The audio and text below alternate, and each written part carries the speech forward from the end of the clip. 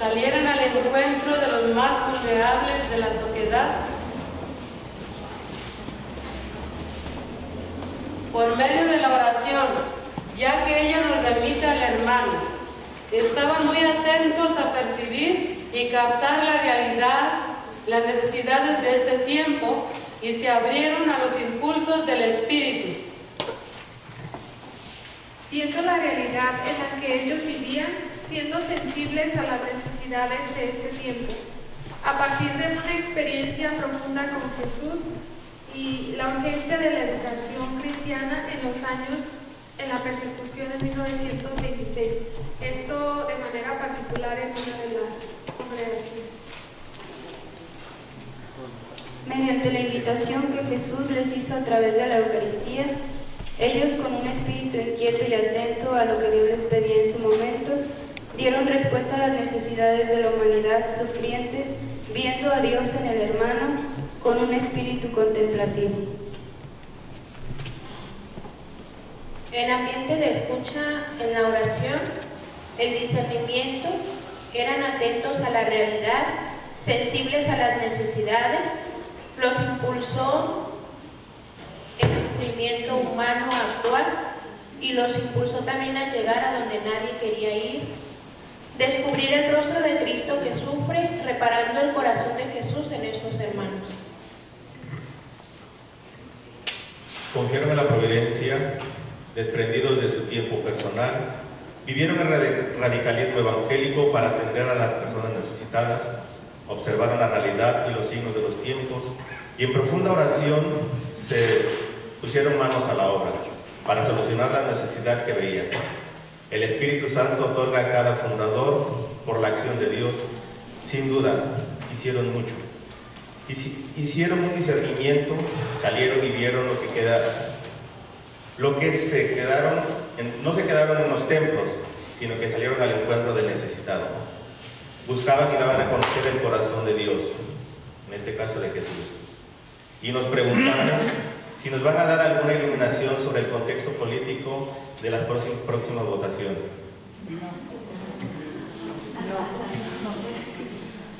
Salir y ver la realidad, compadecerse y contemplar a Dios en el más necesitado y actuar.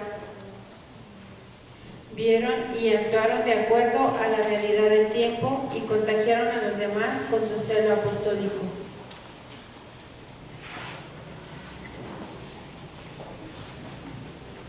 A través del encuentro íntimo con Dios, le llevó a realizar su proyecto viendo la necesidad y dar la respuesta a ella. Les da un carisma específico para hacerse presente.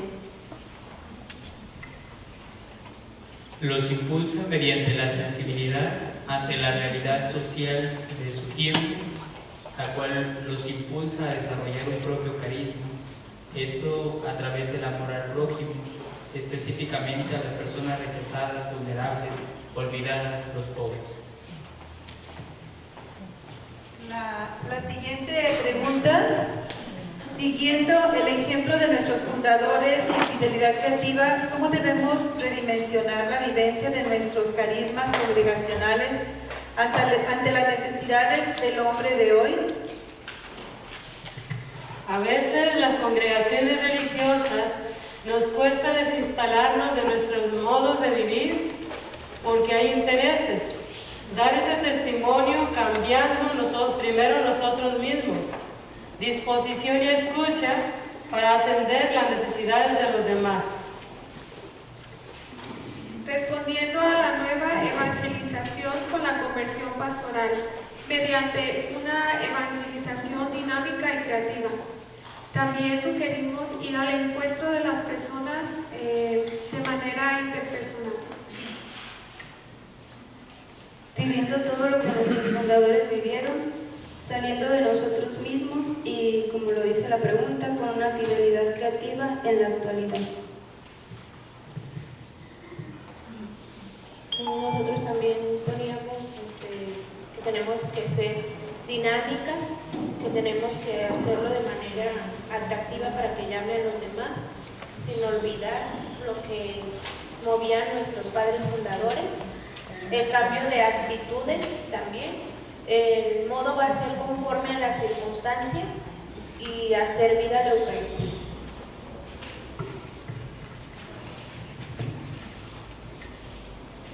Salir poniéndonos la camiseta de la santidad, que el pastor tenga olor a oveja. Muchos documentos eclesiales nos lanzan a salir. Así vivieron nuestros fundadores.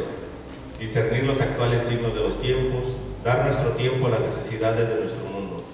Muchas veces la obediencia nos ahoga la iniciativa del Espíritu. Algunos rigorismos eclesiales nos impiden lanzarnos a las urgencias de nuestro tiempo. Ser congregaciones en salida, ser creativos, dejarnos afectar por las situaciones de hoy, ser positivos y acogedoras. Volviendo a las fuentes con la inculturación, aprovechar las oportunidades para evangelizar, sensibilizarnos con los medios de comunicación y apoyar las necesidades actuales.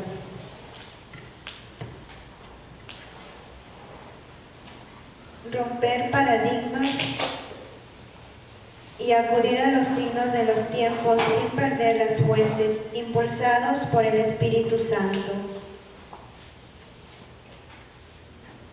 Primeramente, saber escuchar, después tener la apertura al cambio, es decir, renovar o actualizar la vivencia de nuestro carisma. Esto a través de nuevos métodos, saliendo a las calles, a las periferias, conocer nuestra realidad, todo lo que acontece y lo que viven nuestros interlocutores. También tener mayor discernimiento de lo que hemos hecho, lo que han hecho y lo que vamos a hacer. La última pregunta: ¿cómo mejorar la interrelación apostólica entre laicos y religiosos para ser iglesia en salida? Aprendiendo a trabajar juntos en ciertos lugares, observar cómo vive la gente para ver y cómo actuar. Con un buen trato y testimonio de vida, pues también suscitando el encuentro e integrando a los laicos en el apostolado, pero no solamente integrarlos, sino también ayudarlos a ellos a que también ellos puedan ser apóstoles, para que ellos a su vez en los lugares donde se desenvuelven también puedan llevar el evangelio o ser testimonio para los que están cerca de ellos, interesándonos en su problemática de vida y ser comprensivos.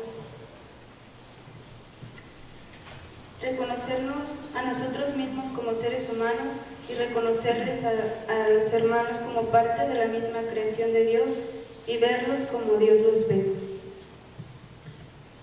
No caer en la indiferencia, no perder la autenticidad, tener una misma intención, no solo de acarrear para mi molino, no ver mis conveniencias e intereses, tener buena acogida con los laicos, aprender a trabajar en grupo, saber compartir, ser fiel a la intención de la caridad y abrirnos a la cultura del mundo actual sin dejarnos envolver. La propuesta 1+1, crear proyectos juntos y ejecutarlos con ellos, escuchar las propuestas de los demás, quienes van dando cauce a la voluntad de Dios, crear una red entre los institutos para compartir lo que hacemos, compartir nuestras experiencias de salida. Involucrando a los laicos en nuestros apostolados. Por medio del diálogo, la comunicación y la acogida. Salir de mí mismo al encuentro del otro, a través de nuestra experiencia con Cristo, sin juzgar al otro. Mediante la confianza, es decir, involucrarlos, tomarlos en cuenta y dándole apertura para que ellos se desenvuelvan. Asimismo, no solo interesarnos en las cosas espirituales, sino también tomar en cuenta los problemas que ellos tienen en sus familias, visitarlos, escucharlos, acompañarlos. Muchas gracias. Yo creo que, sí, los niños. Bien. de ojos abiertos nuestros fundadores, ¿verdad? Interés Sí. en sus problemas. ¿Mande? Interesarnos en sus problemas. Sí, sí, sí.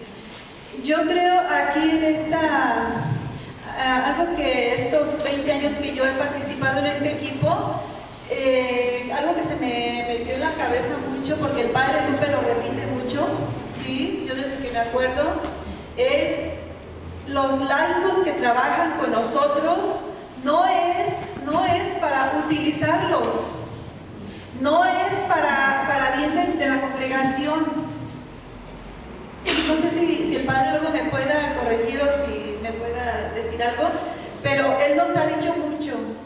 Los laicos que trabajan con nosotros, ¿sí? Son personas también evangelizadoras. Por eso tenemos que evangelizarlos para que sean evangelizadoras, ¿sí? Y que no, que sientan ellas que los estamos utilizando, usando o en provecho pues de la comunidad, sino cómo ayudarles también para que ellos crezcan y evangelizarlos, ¿verdad? Y cómo trabajar juntos, ¿verdad? Es como que es fuerte esto, todo lo que han dicho, y yo creo está así como una invitación abierta a que trabajemos como congregaciones y laicos juntos, ¿verdad?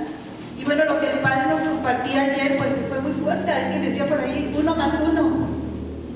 ¿Sí? A veces, no sé si en mi congregación, a veces me piensan que estoy media luria, ¿verdad? Porque yo, por ejemplo, voy a las tortillas y yo platico con el que está delante de mí. Voy a apagar la luz y hago fila y platico con la que está atrás de mí o la que está delante, ¿verdad? A veces si uno se fija en sus rostros de la gente, tiene cara triste, tiene cara preocupada, no sabemos qué les está pasando en este momento. Entonces, yo pienso que una palabra de nosotros, tan solo o escucharlos, mientras 5 o 10 minutos hago fila, ¿sí? Entonces, es muy importante esto, que la relación con los laicos, ¿verdad? ¿No? ¿Y tengan algún comentario? Sí, sí, madre. Poquita. Madre de familia, ¿sí? Sí, muy bien. Pues yo como laica quiero darles mi testimonio de que gracias a Dios y a la Madre Lupita, su congregación, estoy atendiendo a un llamado que el Señor me hace por medio de ellas. Y quiero dar las gracias a la congregación y a ella y a todos ustedes que nos acogen. Como yo, hay otros laicos ahí. Sí, muy bien. Sí, gracias a Dios, sí. Sí, gracias. Sí, Nelly. Gracias, Lupita. Bueno, decías que algún comentario. Yo tengo un comentario como que tenemos que quitarnos un poco de la cabeza ese protagonismo de nosotras evangelizar a los laicos. También tenemos que dejarnos evangelizar por ellos, porque no estamos ya hechas ni hechos, sino que mientras no nos quitemos esa idea de que nosotras somos las buenas, que nosotras somos las que tenemos la verdad, las que estamos evangelizadas, pues no vamos a poder de veras hacer esos equipos que queremos. Son nuestros colaboradores, porque laicas también somos las religiosas, somos laicas, o sea, no tenemos estatus especial, ¿no? Entonces, tenemos que quitarnos como esa idea y empezar a de veras querer hacer equipo con ellos y a dejarnos también evangelizar por ellos. Yo les doy algo porque, por ejemplo, la metodología de Paulo Freire, ¿no? No sé todo, pero tampoco ignoro todo. Y si tengo ese principio, pues me voy a dejar llevar por ellos, evangelizar por ellos, aprender de ellos. Hay muchas cosas que nosotras tenemos que ellos no tienen, pero también hay muchas cosas que ellos tienen y que nosotras no tenemos. Entonces, mientras no nos quitemos como esa idea de la cabeza, pues no vamos a poder llegar. Estamos en este milenio que se dedicó precisamente a los laicos, ¿no? Y que tenemos que con ellos seguir haciendo el reino aquí y ahora. Trabajar, ¿verdad? En equipos con ese comentario. Sí, gracias, Nelly, gracias. ¿Otra vez repite la frase? No sé, pero tampoco no sé todo, pero no ignoro todo. Sí, es uno de los principios de la metodología popular de Paulo Freire, ¿no? ¿Cómo? O sea, es uno de los principios de la metodología popular de Paulo Freire. No sé todo, pero tampoco ignoro no todo. Y así los demás no saben todo, o sea, partiendo de ese principio, ¿no? De que todos tenemos algo que sabemos que los demás no saben, pero los demás tienen algo que yo no sé y tenemos que aprender. Muy bien. Aprendemos unos de otros, ¿verdad? Sí, muchas gracias. ¿Alguien más? ¿Quiere dar unas palabras? Bueno, disculpen lo comodín, pero pues no puedo mover mucho, ¿verdad? De estar más ágiles. Yo creo que para lo del problema de los laicos mucho tenemos en que convertirnos. Se trata de redimensionar muchas cosas y para eso pues yo creo que está el documento también Christe Fidelis Laici, que es muy importante, que lo leamos y lo saboreemos y ante todo nos dejemos interpelar por los laicos. En cuanto a la cuestión del momento coyuntural que estamos viviendo, el momento político, pues no lo vamos a tratar aquí, ¿verdad? Directamente.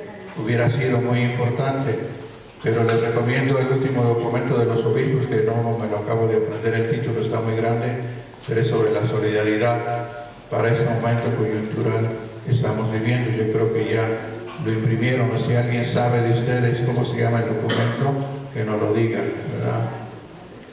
Yo creo que una cosa importante que se dijo es captar la realidad con mirada de fe, a ejemplo de los fundadores, es como la ve Jesús, desde la misericordia. Ellos descubrieron con espíritu de amor y reparación evangélico el corazón herido de Jesús. Y nos da ese gran ejemplo, ese gran espíritu para vivir en fidelidad creativa nuestros propios carismas y llegar a lo que se decía ayer o se concluía en el trabajo con el Padre Pedro, con el Padre Raúl, pues ir buscando acciones comunes de transformación y ser agentes multiplicadores. Tenemos el siguiente momento, que es hablar de la resignificación y sus retos, resignificación de retos pastorales. Nos va a ver la exposición de algunos hermanos que nos van a comunicar su experiencia en este tema, en este panel. Pedimos a la hermana Nelly que nos haga favor de coordinarnos.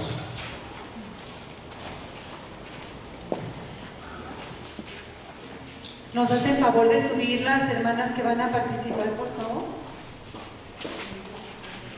Las fundadoras de estas reuniones de los institutos de los Sagrados Corazones. Ella es misionera del Sagrado Corazón de Jesús, tiene una maestría en pedagogía, un diplomado en teología dogmática y en acompañamiento espiritual. Y actualmente es la secretaria del INEX, que es la unión de todos los institutos con espiritualidad del Sagrado Corazón. Tenemos también a la hermana María Elena Martínez Alvarado, que ella es de las siervas de Santa Margarita María y de los pobres. Es una de las hermanas de votos perpetuos. Ella hizo sus estudios en Roma y viene a compartirnos sobre todo lo de salud y trabajo en hospitales, cómo podemos dignificar la salud desde nuestras instituciones hospitalarias. Y tenemos también a Agustín Ramírez González, que ya lo hemos visto aquí. Él trabaja en el equipo coordinador del INEGI en México, del INEX en México, y lo tenemos ahora aquí con nosotras. Él es ingeniero en electrónica de la ESIME del Instituto Politécnico Nacional. Es un misionero laico que trabaja desde hace varios años con los misioneros del Corazón de Jesús, y también es colaborador del equipo urbano en México. ¿Se acuerdan que ayer el padre que vino de allá, pues él también es de ese equipo? Es integrante laico del equipo de INEX. También va a estar el padre Guadalupe, que ya todos y todas lo conocemos muy bien, que es misionero del Sagrado Corazón y de Santa María de Guadalupe. Actualmente es vicario general de su congregación, ha sido superior general y ha tenido varios cargos en formación ahí en la congregación. Y actualmente es el coordinador del INEX. Trabajó en mucho tiempo en Chiapas, en la diócesis de San Cristóbal, con los indígenas tzotziles y quetzales. Él estuvo mucho tiempo allá y de esa experiencia es de la que viene a compartir esta mañana con nosotras y con nosotros. Como ven, pues tenemos una riqueza aquí de estos ponentes, bueno, más que ponentes, nos van a compartir sus experiencias. Entonces le voy a pasar el micrófono. ¿Quién gusta empezar? Si gusta la madre, sobre educación.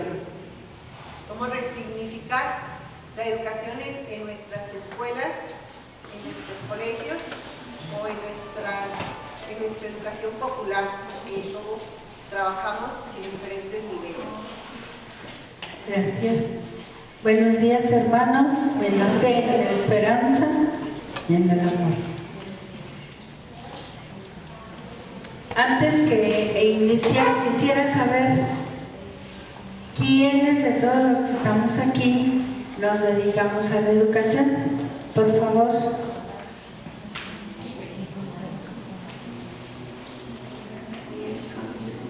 Bueno, 12 o 13 personas, muy bien, pero son muy representativas. Creo que ahorita estamos también en una coyuntura muy fuerte al nivel educativo, con el nuevo modelo de la SEP y toda la problemática que se ha desatado, que muchas personas más bien lo catalogan o lo titulan un problema laboral, no tanto educativo. Sin embargo, en la educación está afectando también. Un somero examen así de prisa que ustedes podrán confirmar mejor es el siguiente: que los nuevos programas son críticos, creativos, flexibles y reflexivos, que son de innovación. Desde luego así se nos presentan como una novedad. Las propuestas curriculares plasman el perfil del egreso centrado en el desarrollo de habilidades socioemocionales. Hace mucho tiempo, años ya, que estamos hablando de esto, de que en la escuela, en nuestro sistema educativo, nos preocupamos más del desarrollo intelectual y olvidamos el desarrollo, la formación afectiva, emocional. Y entonces tenemos muchos cerebros y pocos corazones.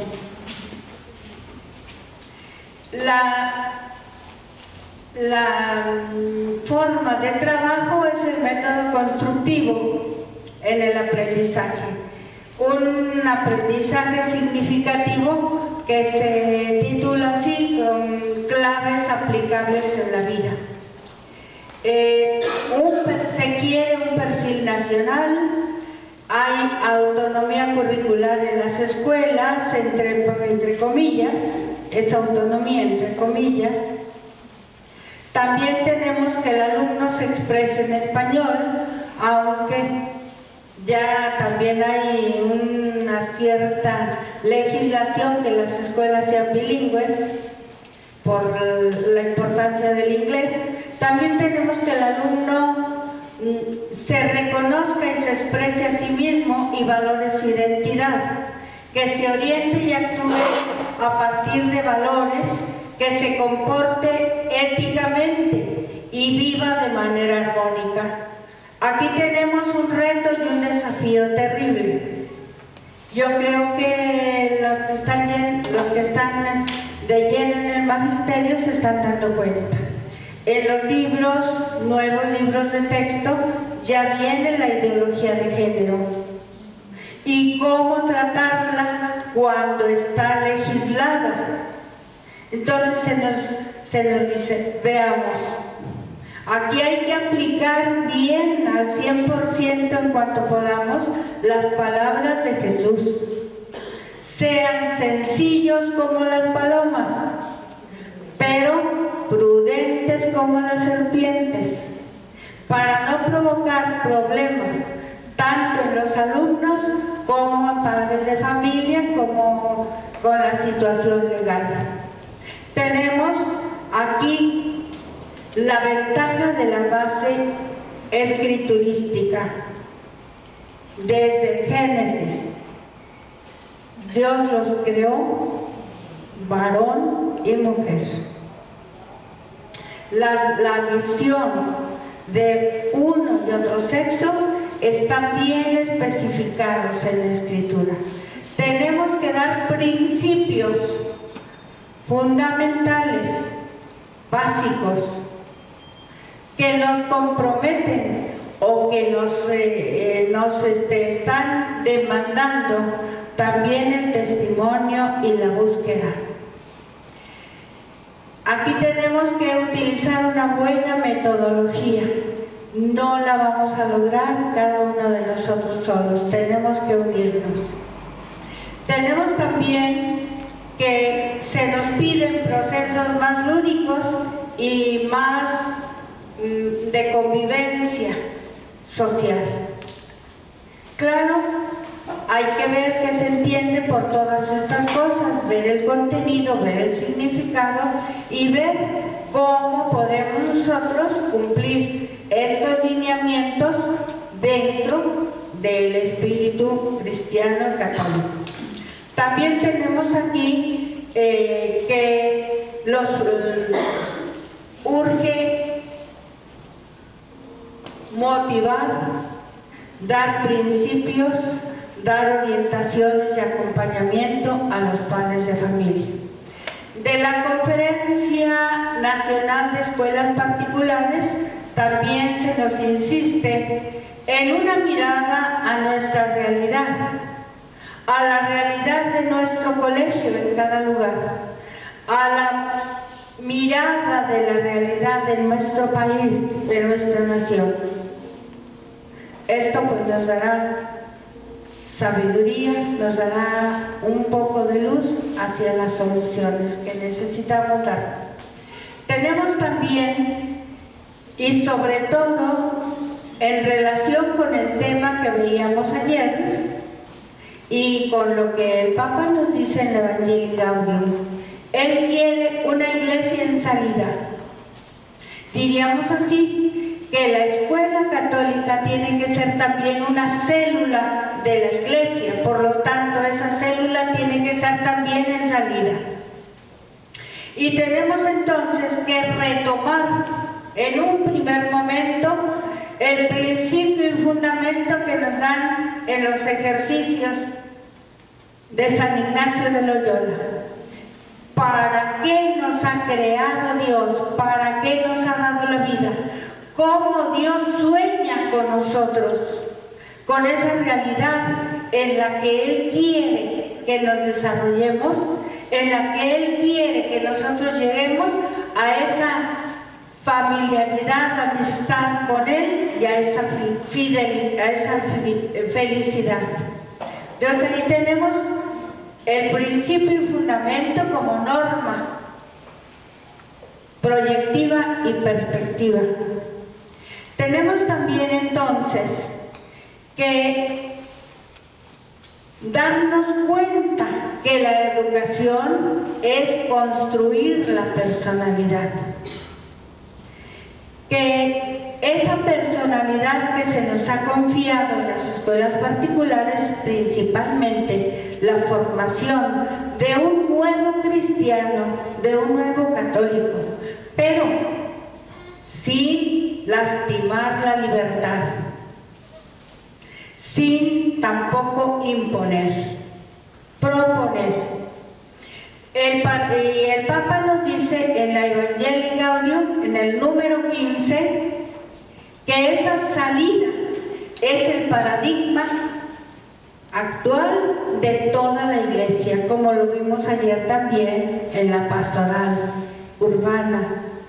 También tenemos que ese estilo de evangelizar se invita a asumirlo en cualquier situación de nuestra vida y que nos pide esa salida fuerte, salida hacia el otro, pero que nos incluye salida hacia todos, especialmente hacia los marginados. Esa salida que significa dejarse a sí mismo, dejar sus gustos, dejar lo muy mío para interesarme y entenderme de la felicidad del otro y de los otros.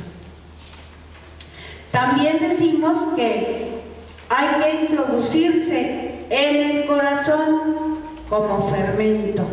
Esto es llegar al otro por el amor. Que esa salida sea por amor. Y entonces se nos concentra como buenos cristianos y como el maestro de la ley le preguntó a Jesús, ¿y quién es mi prójimo? Entonces la escuela tiene que seguir, la escuela católica, toda escuela tendría que ser, pero en nuestras manos están las escuelas católicas. Tendría que ser ese buen samaritano que ve, que mira y que también escucha, que vea los problemas, las situaciones, el bienestar, el sufrimiento de cada alumno, de cada padre de familia, de los compañeros maestros también, y también otra cosa, toda la comunidad educativa, personal de intendencia, personal de apoyo, todos serían interesados. Para esto, motivar, interesar, para que todos puedan entrar creativamente en ese logro de los objetivos que se propone en la escuela. Tenemos también entonces que vivir a fondo lo humano, nos lo dice el Papa en la Evangelii Gaudium número 75. Aquí son 3 números de la Evangelii Gaudium que podemos nosotros profundizar: el 15, el 18 y el 75. Aparte también el Evangelio en que Cristo nos muestra al buen samaritano. También nos habla de esa invitación a afrontar, a enfrentar también esos desafíos, esos retos que se nos están planteando en la educación. Y claro, no solamente vamos a interesarnos por el alumno, en primer lugar por los maestros, que son los compañeros constructores de la escuela, del alumno, y los orientadores también de los padres de familia. También orientar a esos padres de familia y preocuparse por cada uno de ellos. Es dura la tarea, pero somos muchos en una escuela, cada quien con su granito de arena. También tenemos la cosa de que despertar en nosotros la compasión. El samaritano se para, ve, mira, examina detalles y deja que su corazón se compadezca, sufre con el que está allí sufriendo, malherido y abandonado. Muchas veces las heridas no son físicas, la mayor parte. Las heridas son morales, son afectivas. Entonces dejar que esas heridas nos conmuevan el corazón, hacer en cierta manera nuestro ese sufrimiento, sin perder nosotros la calma, la confianza, la esperanza. Y por eso también tenemos que contar, como ya escuchábamos en el plenario, con la oración, con la fuerza de Dios, con la fuerza del Espíritu Santo que está para cada cristiano, para cada persona, que aunque no sea cristiano, está movido por buena voluntad. También se habla de sentir con el otro, padre, alumno, compañero, en una palabra, toda la comunidad educativa. También se nos habla de acompañar, no basta con dar, diríamos así, el empujón inicial, hay que acompañar. El Santo Padre en la Evangelii Gaudium tiene también una parte muy amplia donde nos habla del acompañamiento a catequistas, a padres de familia, a maestros y también en especial a los sacerdotes. Y habla que cuánto quisiera él que hubiera muchas personas preparadas para acompañar. Que no se abandone al alumno porque salió de la primaria, porque salió de la secundaria, porque ya terminó la parte de catequesis para hacer la primera comunión. El Papa nos habla de la mistagogía, o sea, acompañar en el camino de la vivencia del misterio cristiano. En este momento también importante que se habla tanto de salud y con tanta enfermedad. Le damos la palabra a ella. Bueno, yo me tengo que bajar porque si no, bueno, creo que sí, aquí veo. Pero les voy a invitar a que se pongan de pie porque nos cansamos un poquito y está sintiendo el calor más que nada. Entonces, para que nos miremos un poquito, vemos nuestra cabeza y el centro.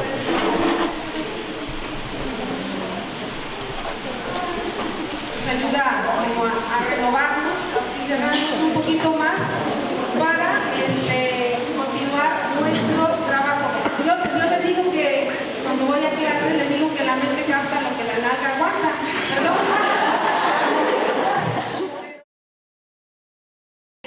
Que se dedican a la salud, que más que yo venirles a dar una experiencia es participar un poquito de lo poquito que he estado trabajando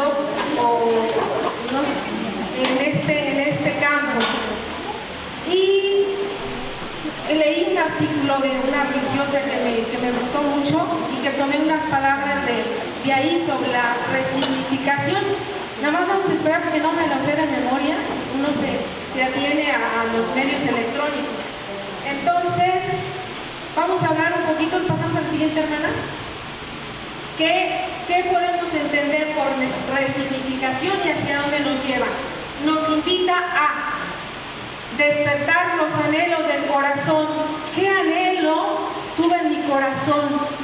¿Qué anhelos son los del corazón de Jesús? Nos invita a la creatividad, ser creativos, recrear. ¿Qué quiero recrear? Lo de nuestros fundadores, nuestros fundadores hicieron lo que hizo Jesús, cómo llevaron a la práctica la misericordia. La audacia que tuvieron nuestros fundadores, qué tremendo, ¿no? Yo me quedo de a 6. Yo digo, si la Madre Lupita viniera ahorita, Santa María Guadalupe, o la Madre, nuestros fundadores, nos dirían, quítense, ustedes no están haciendo las cosas bien, pero la verdad que nos tienen mucha paciencia, muchísima paciencia. Y invitar a tocar lo esencial, lo que es importante en esta resignificación. ¿Qué es lo importante en mi carisma?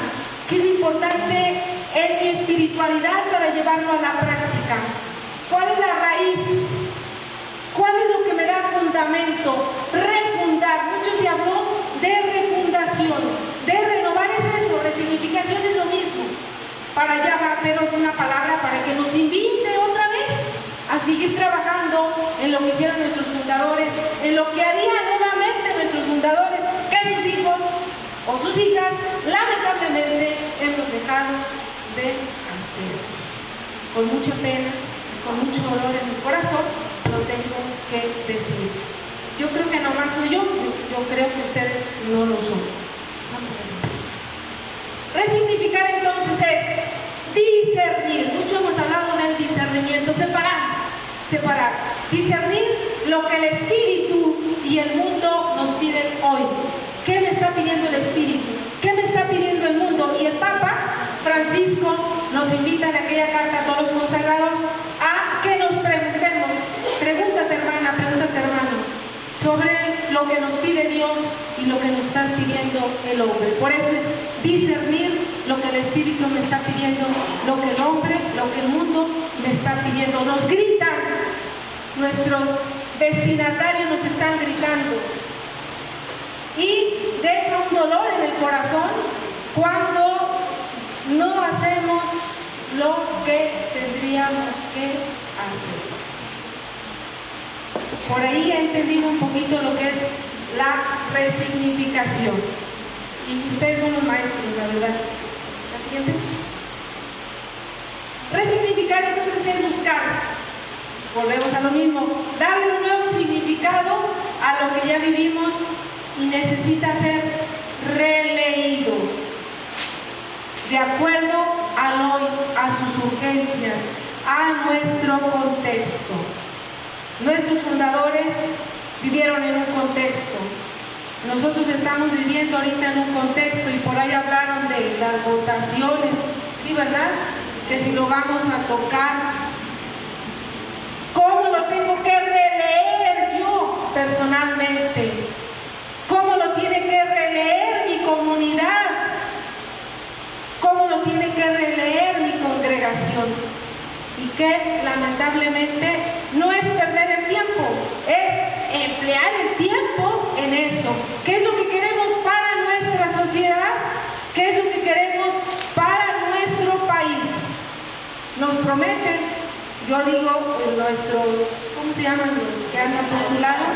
Los candidatos, eso ya se me olvidó, hablan que de Dios, que voy a hacer esto, que voy a que a los pobres.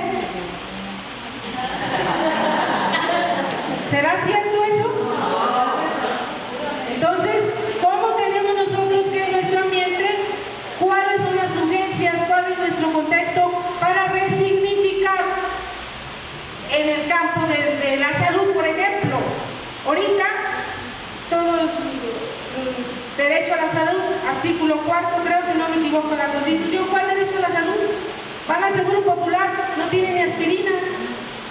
En mi campo ahorita, por ejemplo, ahorita una experiencia, ahorita hay muchas enfermedades, la diabetes es una de las primeras enfermedades y que creo que tenemos el número 1 aquí en México. Bueno, pues la diabetes ocasiona una enfermedad en los ojos que se le llama retinopatía diabética.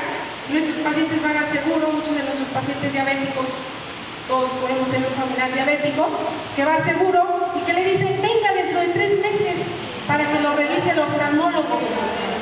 Y llegan los 3 meses, ahí va el paciente que se cae, que no se cae, porque va solo, no lleva acompañante, llega, no vino el doctor,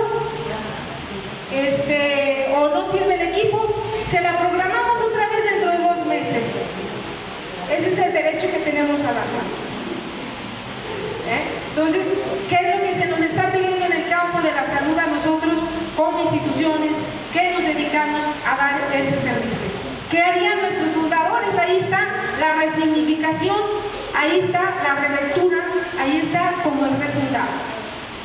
Y un ejemplo, no podemos pasar desapercibido lo que hizo nuestro Jesús, que lo traemos actualmente.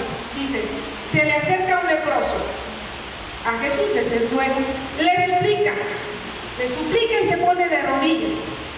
Le dice, si quieres, puedes limpiar. Si quieres, puedes limpiar. Compadecido, ayer se habló de los sentimientos del corazón de Jesús, ¿sí o no? Sí. Y uno de los sentimientos que nos pega a nosotros, que nos tiene mucho que decir, es la compasión. Compadecido de él, extendió su mano, le tocó y le dijo, quiero, queda limpio.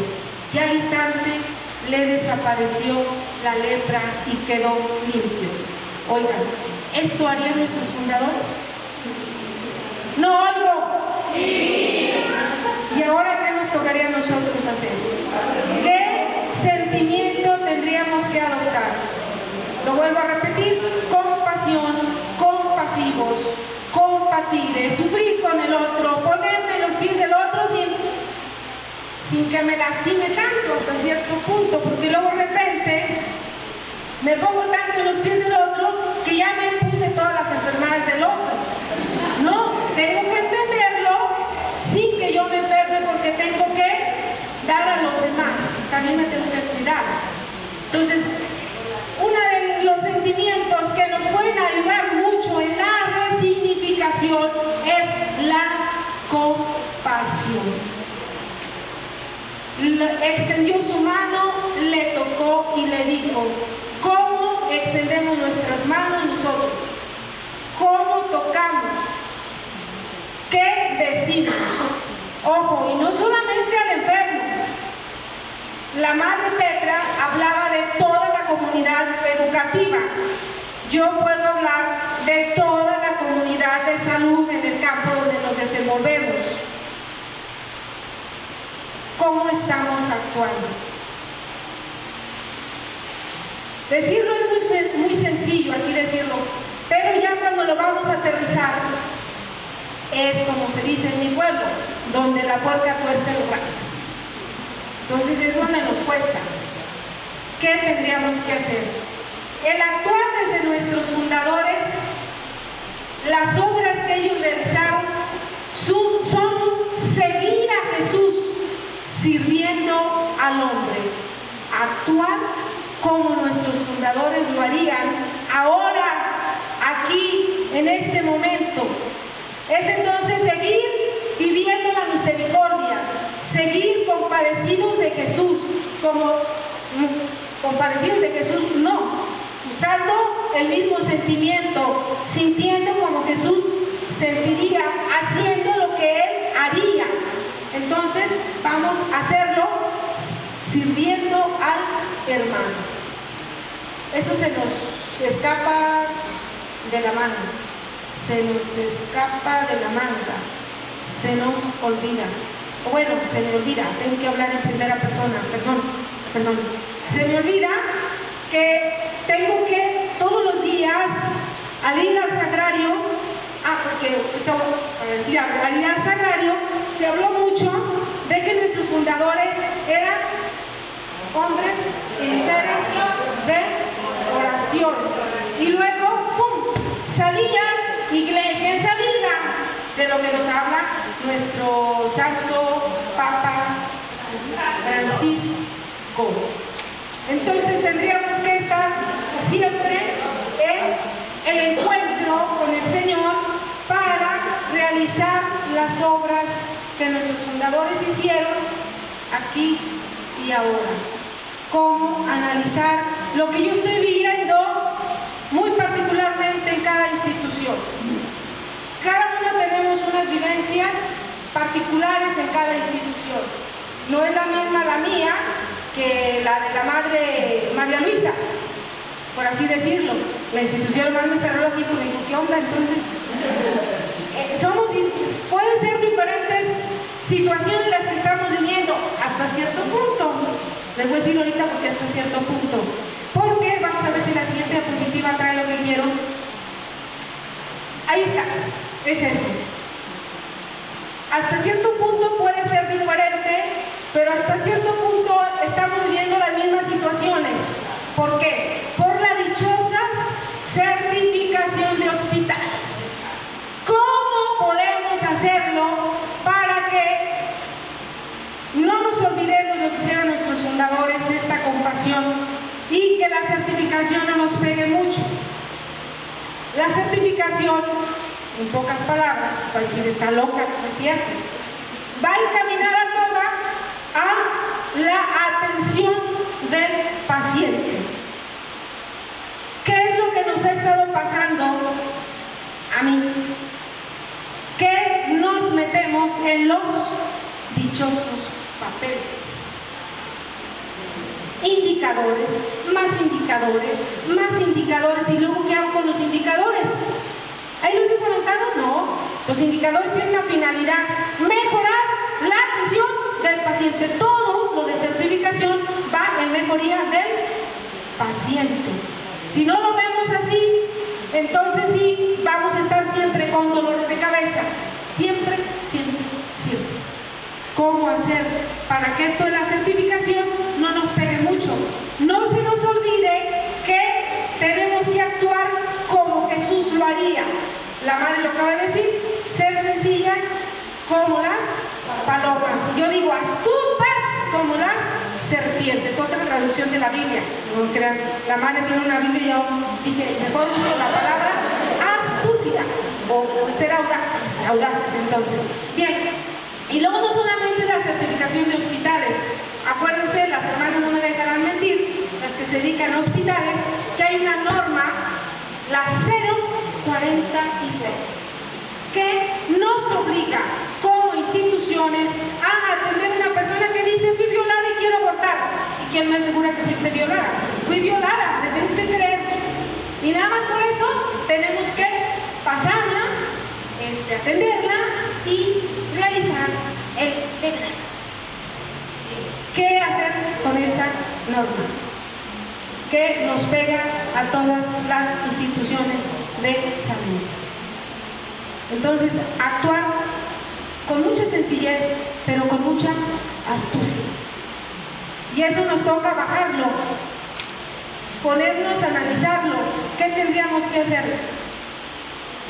Ahorita me viene a la mente otra cosa que pasa en las instituciones de salud con respecto a la certificación. Las dichosas juntas de gobierno. ¿Qué hacemos en las dichosas juntas de gobierno en la certificación? Bla, bla, bla, bla. ¿Y qué soluciones estamos dando a las situaciones que se presentan? Debemos ser concretas. Al pan, pan, al vino, vino. Hay esto, podemos hacerle esto. Hay esto otro, podemos hacer esto otro. ¿Pero qué pasa? Ah, fulanita hizo eso. Ojalá me equivoque y no más sea conmigo. Sutanita hizo esto y entonces vamos a ponerle este. No, ya lo hizo. ¿Qué solución vamos a poner? ¿Cómo lo vamos a abordar para que no vuelva a pasar? Esto es certificación también. También esto es certificación. Ya pasó, no queremos que vuelva a pasar. La cuasi falla y el evento centinela. La cuasi falla es lo que no me ocasiona daño al paciente. Pasó una fallita pero no ocasionó daño al paciente. Evento centinela, pasó una falla y se murió el paciente, se mutiló, lo tuvieron que operar equivocadamente, muchas cosas es el evento centinela. Siguiente, nuestro servicio, nuestras obras, realmente son continuidad del actuar de nuestros fundadores y del actuar de Jesús. Es pregunta y eso lo tenemos que llevar a nuestra comunidad. A eso se viene el taller. Aquí hacemos alguna parte y después tendríamos que llevarlo a nuestras comunidades y decir, madre, pues yo aprendí esto, ¿cómo ve usted qué dice? O hermana, yo vi esto nos dijeron, ¿tú crees que será cierto? O la que estaba ahí estaba de plano chiflada.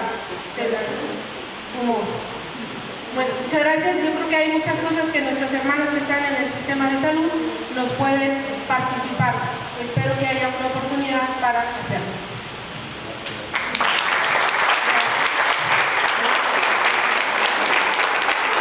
La idea es plantearles lo de la experiencia que tuvimos en una parroquia, concretamente en la parroquia de Fátima de la colonia Pulgar en la Ciudad de México.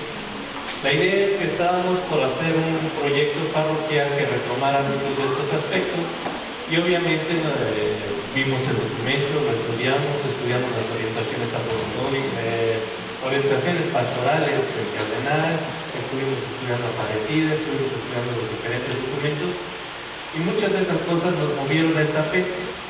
Yo traté de resumir lo que más o menos me acordaba de lo que en aquel momento vivimos. Y aquí en esta primera idea pusimos varias cosas que, pues acá sabemos. Pero bueno, pusimos varias ideas de lo que en ese momento fuimos descubriendo. Por ejemplo, decíamos, una de las primeras cosas que nos movió el tapete es que tenemos que tener ahora una humildad, tanto parroquial como pastoral. Es decir, nosotros pensábamos que teníamos atrapado a Jesús. No sales, te tenemos en el sagrario y solamente vas a salir hasta que yo te lleve al otro. ¿Y qué creen? Que empezamos a descubrir que Jesús ya estaba allá. Sí, ya estaba se nos escapó y lo vimos pasar. Entonces, una de las primeras ideas es, como equipo de trabajo descubrimos que teníamos que tener humildad y que Jesús ya nos rebasó, entonces pues hay que alcanzar al patrón, porque el patrón ya está allá afuera. Entonces hay que seguir. Otra idea, necesitamos ver diferente. Ese ver diferente significaba que nosotros pensábamos que yo tenía la verdad, yo tengo la verdad absoluta, es más, yo tengo a Dios y por lo tanto tú estás mal. Y lo que tú digas o piensas a lo mejor no vale. Y ya la idea es ver diferente. ¿Qué crees? Sí creo que el Espíritu Santo a lo mejor te inspira a ti, y a lo mejor el Espíritu Santo está más en ti, y a lo mejor el Espíritu Santo tiene cosas más hermosas en ti. Entonces, sí, ¿sabes qué, hermano? Platícamelo, dímelo, enséñamelo. ¿Para qué? Para aprender. Entonces ya empezamos a ver diferente. Ya no eran los que no saben, los que son ateos, los que, pues quién sabe qué otra traen. No, Dios ya está de alguna forma en ellos, entonces hay que redescubrir eso. Otra idea que empezamos a ver importante es que necesitamos entonces un sentido de apertura y de búsqueda. Es decir, pues vamos viendo, dice el Papa ahora, tener una mirada contemplativa, es decir, vamos viendo, vamos descubriendo qué hay. Porque a lo mejor el otro, si bien es cierto que puede tener a Dios, a lo mejor no lo sabe que lo tiene. Pero entonces, ¿qué les parece si lo vamos buscando juntos? Oye, hermano, esto que tienes bueno, esto tiene que ser de Dios. Si Dios es la fuente única de la luz y de la verdad y del amor, pues obviamente si alguien tiene un cachito de luz, amor, de verdad, pues es Él, de nadie más. ¿O no? Sí, ¿verdad? Entonces por eso decíamos, estamos teniendo ese sentido de apertura, de búsqueda. Vamos a buscar en Él y con Él dónde está Dios o cómo está Dios. Después, eso significó unos cambios, obviamente, en cuestión de trabajo, y entonces decíamos, bueno, tenemos que ser todos de alguna forma pastores. Es decir, el párroco es pastor, decíamos, del equipo de trabajo que forma todo lo que era la pastoral misionera en ese punto. ¿Ok? Y obviamente de toda la comunidad, pero cada uno de los que integrara el proceso, desde el coordinador, facilitador, el que estaba en algún ministerio, que estaba en este otro, tenía que ser también pastor. Y por lo tanto entendemos como un pastor alguien que está cercano a la gente, es decir, alguien que le escuche, alguien que se acerca, alguien que toca, alguien que comparte, alguien que en un momento dado está con él. Es decir, no es, yo vengo a darte la plática, no, sino, ¿cómo estás? ¿Qué sientes? ¿Qué problemas tienes? ¿En qué te puedo ayudar? ¿De qué manera compartimos vida? Entonces, todos somos pastores, todos. El párroco inclusive les decía a los encargados del sector, ¿saben que ustedes son el párroco de ese sector? Pues ustedes me dan razón de su gente, es decir, en qué están mal, qué necesidades tienen, qué cosas necesitan, de qué manera los van a promover, etc. Otro aspecto que decíamos es, necesitamos mostrar signos o señales de que Dios está con nosotros, es decir, qué cosas se van a ver o sentir, no adentro del templo, sino en la calle, en la comunidad. ¿Qué cosas van a mostrar y demostrar que Dios realmente pasó por ahí? Porque nosotros podemos decir, no, pues sí, adentro del templo, Dios está presente, pues sí, pero el que no cree, el que es inclusive contrario a la iglesia, el que en un momento dado, inclusive eso a lo mejor hasta enemigo, ¿de qué manera va a ver y sentir que Dios realmente está ahí? ¿Cómo le vamos a demostrar que realmente Dios está pasando en las colonias, en nuestras calles que forman la comunidad? Entonces, por eso decíamos, tenemos que tener signos y señales concretas del Emmanuel, del Dios con nosotros. Decirle, sí, cierto, mira, tan es cierto que Dios está aquí porque mira, está ocurriendo esto en nuestras colonias, no en el templo.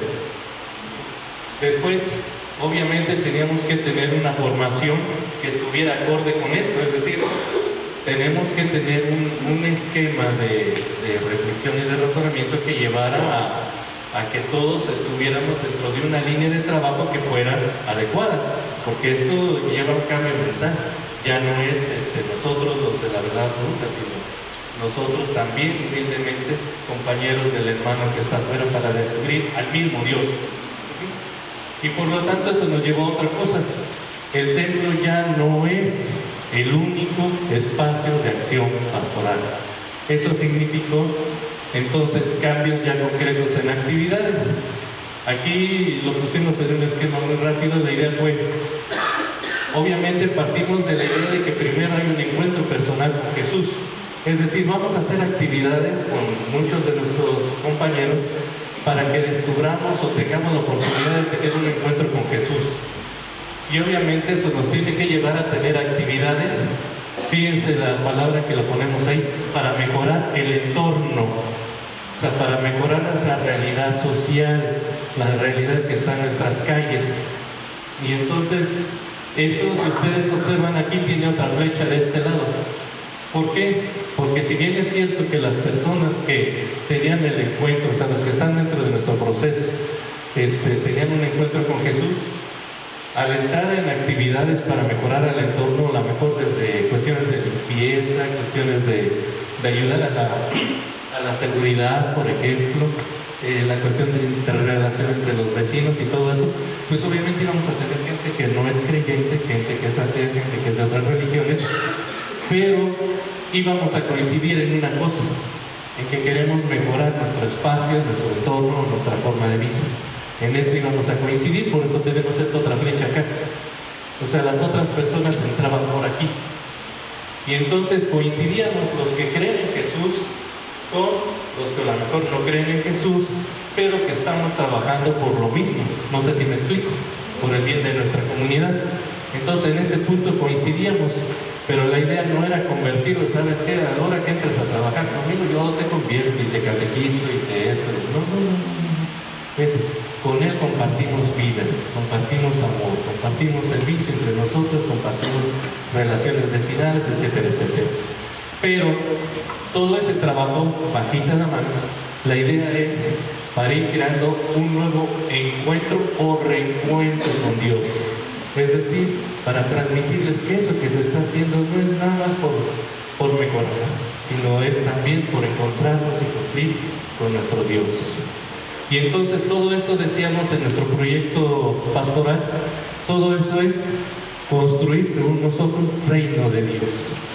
Es decir, ir haciendo en la práctica que Dios está presente en nuestras calles, en nuestras colonias, en nuestras comunidades, en nuestras casas. Por eso todo esto lo decíamos, construir el reino de Dios. Por eso en nuestro proyecto, en nuestro plan pastoral decía que nuestro plan pastoral es instaurar el reino de Dios en nuestras colonias. Es decir, que hubiera signos concretos de ese reino de Dios en las colonias. Evangelizar es hacer presente el reino de Dios en el mundo, será uno de los elementos del Papa Francisco. No me acuerdo si el número 176, esa parte sí, no me la creen. La frase sí, pero no me acuerdo si es el Evangelio Gaudium número 176, no me acuerdo. Bien, entonces, a la siguiente, por favor. Eso significó entonces tener actividades en casas, que son las que tenemos acá, tener actividades en el templo y tener actividades en la calle. Es decir, en diferentes aspectos tener actividades en conjunto que fueran provocando hermandad, solidaridad, reflexión, organización vecinal, que fueran reconstruyendo el tejido social, que mostraran por lo tanto que Dios está vivo, presente y actuante, y que después en algún momento a lo mejor podríamos dar el anuncio explícito de lo que sería la buena noticia, el querigma mayor. Pero entonces, por ejemplo, de actividades en la calle teníamos actividades artísticas, musicales, culturales, obras de teatro, pastorelas, callejoneadas, carrera atlética, escenificación devocionales, vivencias festivas, etcétera, etcétera, etcétera. Es decir, actividades que le mostraran a la gente, que sirvieran inclusive como actividades gancho, como para en un momento dado decirles, miren, esto se está moviendo, aquí es distinto, aquí compartimos. Y obviamente en las casas teníamos pues obviamente las reuniones de grupo, de comunidad, de ministerio, de sector, las misiones, las horas santas que se daban en las casas, que le llamábamos jubileo. Es decir, las horas santas ya no eran en el templo, eran en las casas. Teníamos una semana de actividades donde Jesús Eucaristía salía a cada una de las casas, teníamos 82 manzanas, salían prácticamente 82 procesiones a 82 casas diferentes, para en un momento dado vivir ahí esa hora santa, formativa y también de oración. Y después en algún momento regresaba a hacer el viernes, por ejemplo, ya la hora santa pero en el templo. Entonces era Jesús presente también en la comunidad desde el punto de vista religioso. Entonces todo ese tipo de cosas hacían. Pasamos a la siguiente. Obviamente, como esto eran muchas actividades, ya hasta teníamos que tener nuestro calendario. Este es un calendario del 2015 con fechas y colores distintos. Eso significaba diferentes actividades. Y la idea es para que quienes estuvieran en los grupos o en las comunidades supieran que tal o cual día tocaba ciertas cosas que eran de interés común. Porque obviamente que inclusive en los grupos de casa, pues cada quien tenía actividades diferentes, ¿no? Pero me brinco a la siguiente, por favor. Los grupos, por ejemplo, decíamos, bueno, teníamos grupos, la finalidad de que los grupos fueran de personas de la misma calle. Es decir, el grupo que estuviera aquí es de los que somos de esta calle. Y el grupo que está al otro lado de los que están en la otra calle. Y así. Entonces teníamos 54 grupos en 54 calles diferentes. Eran grupos de ese lugar y eran vecinos. Y la primera idea es que fueran grupos que empiezan a vivir no tanto temas, es decir, no se trata tanto de que aprendieran temas, sino más bien que empezaran a practicar lo que es el amor entre ellos, lo que es el perdón, lo que es la solidaridad entre ellos, lo que es apoyarse, lo que es escucharse, es decir, vivenciar lo que sería el grupo. Después ya se convertían en una comunidad. ¿Por qué? Pues porque oraban juntos, estudiaban juntos, acudían a la fracción del pan juntos, estaban unidos, buscábamos que compartieran, buscábamos que tuvieran cosas en común, inclusive una pequeña cajita entre ellos, que tuvieran prodigios o señales o acciones hacia el vecino, es decir, vamos a pensar de qué manera le podemos ayudar al vecino de enfrente, de qué manera le podemos ayudar a alguno de los otros que tiene problemas, de qué manera podemos apoyar al otro que tiene algún conflicto, de qué manera podemos unirnos. Y obviamente por eso las reuniones eran con 3 puntos diferentes. Cada reunión tenía 3 momentos diferentes. Número 1, oración o alabanza, como lo quisieran ver. Número 2, formación. Número 3, servicio, que era lo que decíamos, pensar qué hacer para beneficiar tanto al grupo como a la comunidad, como a los vecinos, para hacer que ahí fuera diferente.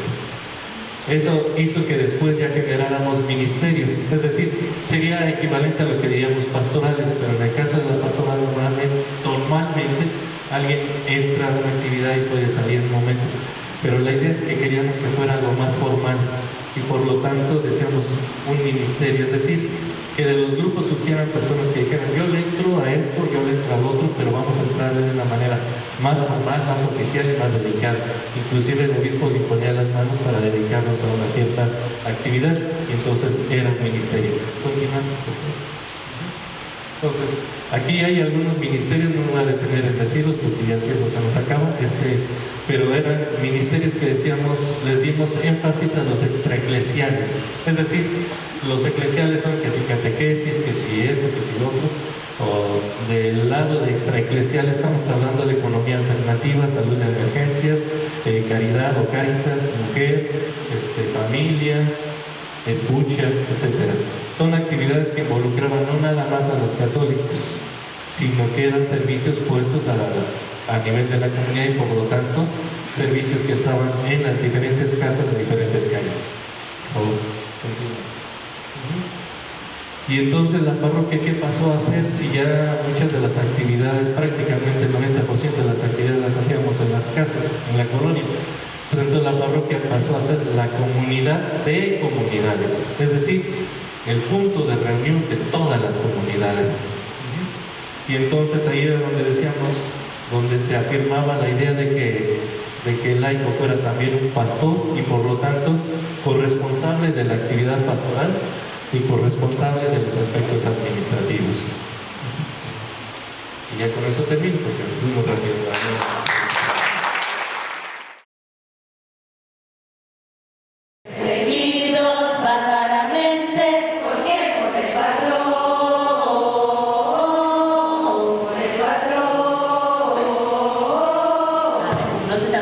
Todo el mundo en esta fiesta se tendrá que divertir. Todo aquello que yo amara tendrá que repetir. Saltar, saltar.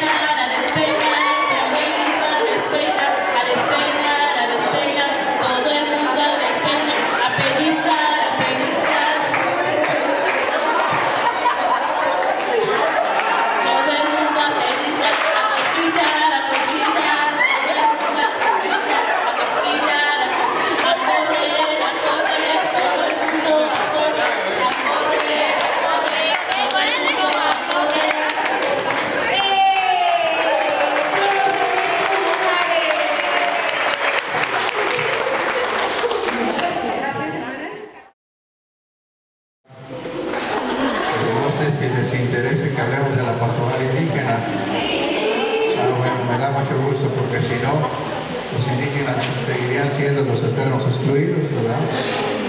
Y comprendidos, como fue cuando el movimiento zapatista, no que yo sea zapatista, pero pues el núcleo de sus preocupaciones era que el mundo indígena levantara la voz y fuera reconocido en el mundo entero. Pues una experiencia que tuve fue que por allá en el año 1967, que ya llovió, me pidieron pues que fuera a trabajar con los indígenas de Chiapas, en concreto en la diócesis de San Cristóbal, donde el 85% son indígenas, entre celtales, sonciles, tocolabales, choles, checaviles, en fin. Y yo estuve en el mundo celtal y soncil, en la parroquia de Oxú, que significa tres nudos, o sea, Oxú de Oshek, Oshek, nudo. Pues según eso a mí me habían mandado desde la perspectiva de ir a trabajar, claro que iba yo por propia opción, así lo había pedido, a enseñarles a los hermanos indígenas a rezar. Así. Pero entré en una crisis profunda cuando vi que ellos hacían más oración que yo. Sí. Me dijeron que fuera a enseñarles a vivir en comunidad y también eso me metió en crisis, ¿no? Porque ellos tienen más sentido de comunidad que nosotros. Actúan por acuerdo en todo y según los acuerdos que se hagan se deben de cumplir. Ese es un desafío para nosotros los occidentales, vamos a llamarle así, que a veces criticamos a los indígenas sin saber los valores que tienen y que posiblemente están más cercanos al Evangelio que nosotros mismos. Una experiencia fría, una comunidad de la selva, la Candona, y pues llegué yo con mi maletín, las cosas de decir misa, no. Pero encuentro a la comunidad reunida junto con otras comunidades. Y me dice el catequista, padre, yo creo que no queremos misa ahora. ¿Va? ¿Y por qué? Pues es que estamos en pleito las comunidades. Y nos va a llevar 3 días en arreglarnos porque son problemas fuertes de tierras comunales. Y aquí está el comisariado equidad. Si quieres verte, bueno. Así de sencillo, no, yo aquí me quedo, no, saqué mi Quijote de la Mancha y me puse a leer, ¿no? Pues, efectivamente, al tercer día, el catequista dice, padre, hemos arreglado el asunto, ahora sí queremos misa. Ven la unión entre acuerdo y celebración eucarística. Pero antes queremos confesarnos. Bueno, pues saqué mi siguiente y la puse abajo de un árbol a confesar, ¿no? No, dicen, va a ser todos en la ermita. Nos vamos a confesar en común. ¿Cómo que en común? Sí, todos nos ofendimos, vamos a decir nuestros pecados. Bueno, ¿y los niños qué? No, ellos que nos esperen, luego los tratamos aparte. Los grandes nos hemos ofendido. Y entonces, pues empiezan los viejitos a hacer su oración en su rito propio, muy bonito, con el arpa tocando, la guitarra. Enseguida el catequista les leyó el texto que no se me olvida en ese momento, de 1 Corintios capítulo 13, versos del 4 al 7, si se acuerdan cuál es. El himno de la caridad, ¿verdad? Y lo leyeron y el catequista en base a eso les empezó a hacer un examen. Y dice, hermanos, pues ha llegado el momento de confesar nuestros pecados y empiezan todos en público, ¿no? Y lo que más me impresionó que dice un hermano a otro, pasa perdón, que hermano, decía, perdón, hermano, dice, cuando pasé junto al río, tu mujer estaba lavando la ropa y yo le eché un piropo, puse una palabra bonita, ¿no? Y que la que se va a armar ahorita. Dijo el otro, no te preocupes, hermano, cuando pasé ahí junto al río estaba todita también lavando la ropa y yo le eché otro piropo.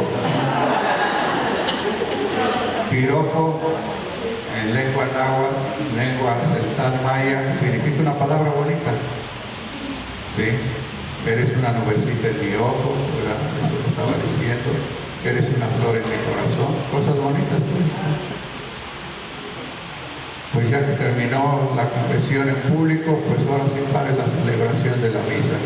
Y terminando la celebración de la misa lo vamos a festejar. Y el festejo era cantos, danzas, pero café y galletas de animalitos, ¿verdad? Bueno, pero era un encuentro fraterno entre ellos. Eso me impactó profundamente y me seguía metiendo en crisis, ¿verdad? Rompía todos mis esquemas.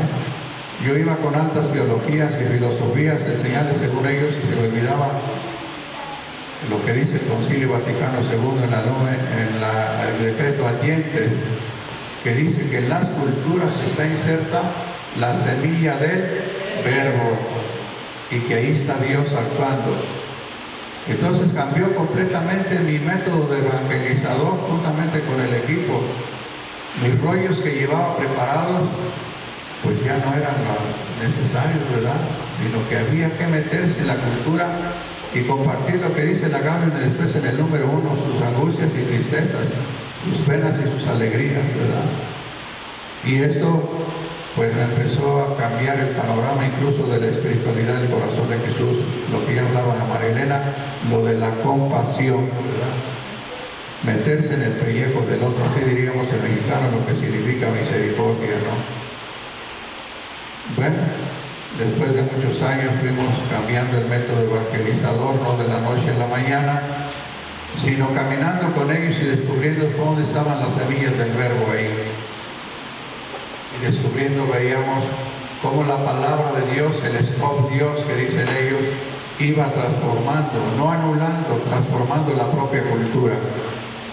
Y al transformar la propia cultura, llegar a acciones de tipo más organizativo, como la lucha por la tierra, como purificar la misma cultura, que si les habían vendido mucho trago, esa no era la salida a sus problemas.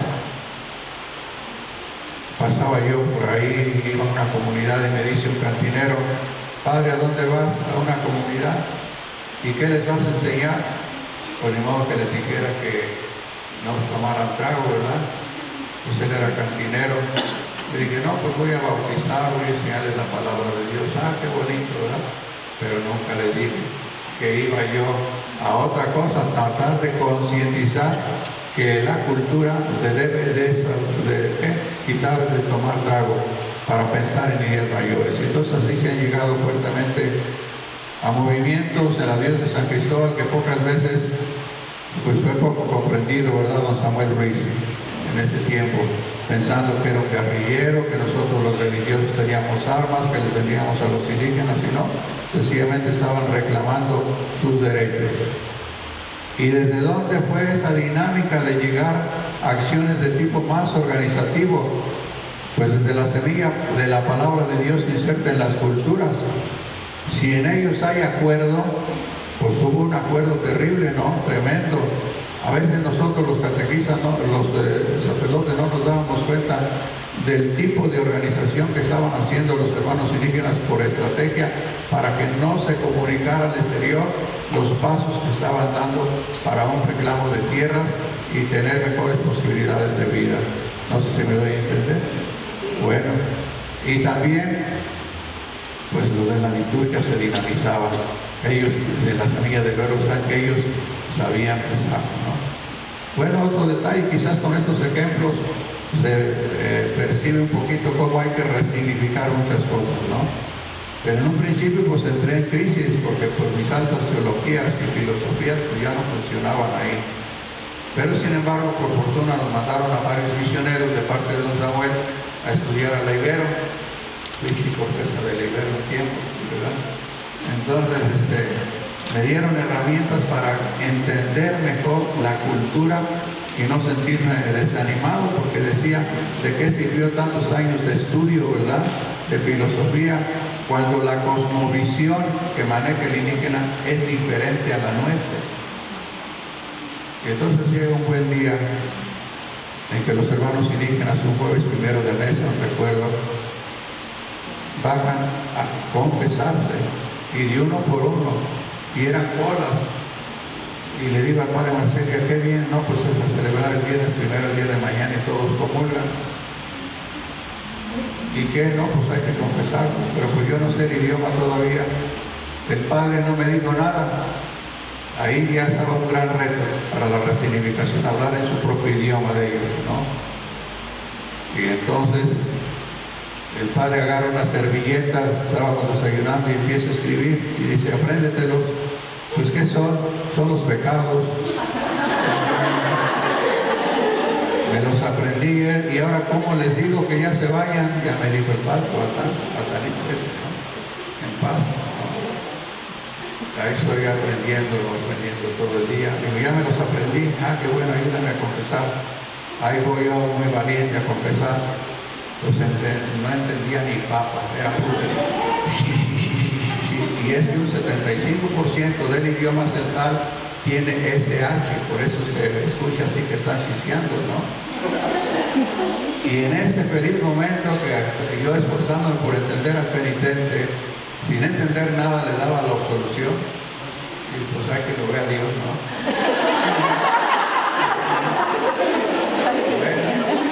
Llega un hermano bolito, dice, tomado.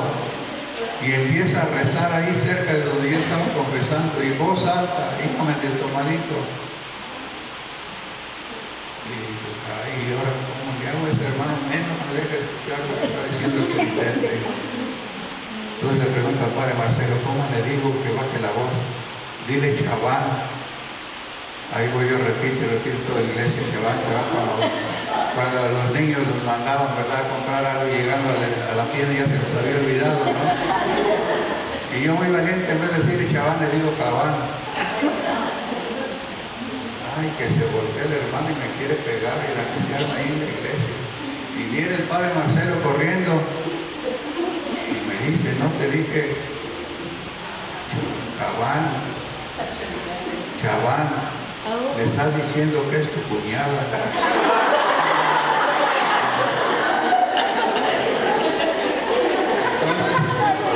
Pasó el tiempo, iba yo a una comunidad como a los 7 años, y el catequista que va a mi lado va platicando conmigo, me dice, padre, ¿te acuerdas de aquel momento? Ah, ¿eras tú? Pues sí, dice. ¿Y cómo lo hiciste? Pues es que la palabra de Dios es bien chingona, dice. Me agarra y no me suelta. Y entonces he dejado el trago, se han arreglado mis problemas y ahora soy catequista. Sí, no es una verdadera conversión, ¿verdad? Entonces penetraba la palabra de Dios en su corazón y lo llevaba a un cambio de vida y a un servicio comunitario. Se metió de catequista. Entonces nos damos pues a entender, y le digo, bueno, entonces no estaba tan borracho. No, pero dije yo, el padrecito Lupe va llegando y anda con movidas. Movidas, ¿no? Bueno, y como estas experiencias y otras, pues está uno lleno, ¿verdad? Pero que le va uno cuestionando, interpelando sobre cuál es tu teología, cuál es tu filosofía, cuál es tu cosmovisión por la cual caminas y dónde están las semillas del verbo en estas comunidades. Entonces, pues, hermanos, pues muchas gracias por este poquito de mis experiencias que he tenido, ¿verdad? Y que no sé si hay hermanas y hermanos aquí que trabajan en la pastoral indígena. Si no hay, ojalá les haya causado interés. Si no les causa interés, entonces los hermanos indígenas siguen siendo los eternos excluidos, ¿verdad? De los que habla el Papa, y los eternos olvidados. Muchas gracias.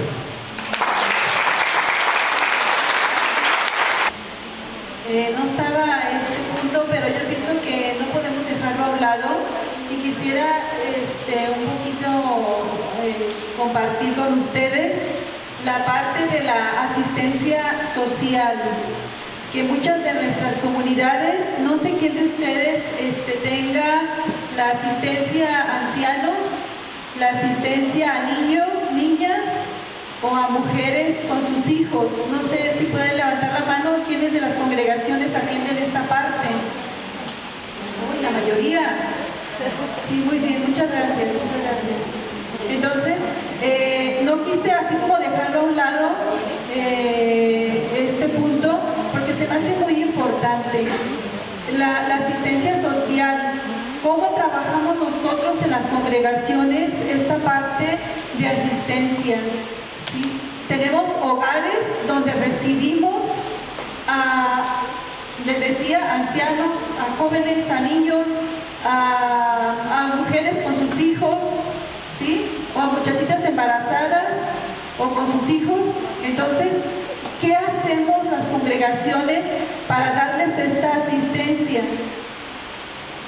En algún momento el Padre Lupe nos dio ejercicios en la congregación y nos decía, nosotros que atendemos a mujeres con sus hijos, a muchachitas, jovencitas con sus hijos, nos decía, es que no es nada más la asistencia social, porque si no sería un asistencialismo, sino tiene que ser ayudarles a liberarse, ¿sí? Cada persona de la situación que trae. Entonces, cuando llegan a nuestros hogares, ¿cómo los recibimos? ¿Cómo abrimos nuestras puertas y nuestro corazón, ¿sí? Para poder ayudarles? El Papa dice que tenemos que no nada más esperar que vengan, sino ir a donde están. Pero en algunas realidades las recibimos en nuestros hogares, porque necesitan la asistencia, el hogar, el alimento, la situación que están viviendo. Entonces, ¿cómo les apoyamos para que no es nada más que lleguen, luego mandarlos a rezar o a que se confiesen, sino cómo lo recibimos para acompañarlos en su proceso que llevan de situación? Porque yo creo que son situaciones muy difíciles. Por ejemplo, si es un anciano abandonado de su familia, ¿cómo lo acompañamos en su proceso de liberación para que pueda la persona sentirse de veras cerca de Dios, en cuanto a que Dios no lo está rechazando, lo rechaza la sociedad o la familia, pero Dios ahí abre sus brazos y su corazón para recibirlo? Nos decía en una conferencia uno de los jesuitas, no me recuerdo el nombre, nos decía, tenemos que sembrar en la persona esa semilla de esperanza, esa semilla de amor de parte de nosotras. Entonces, que sea pues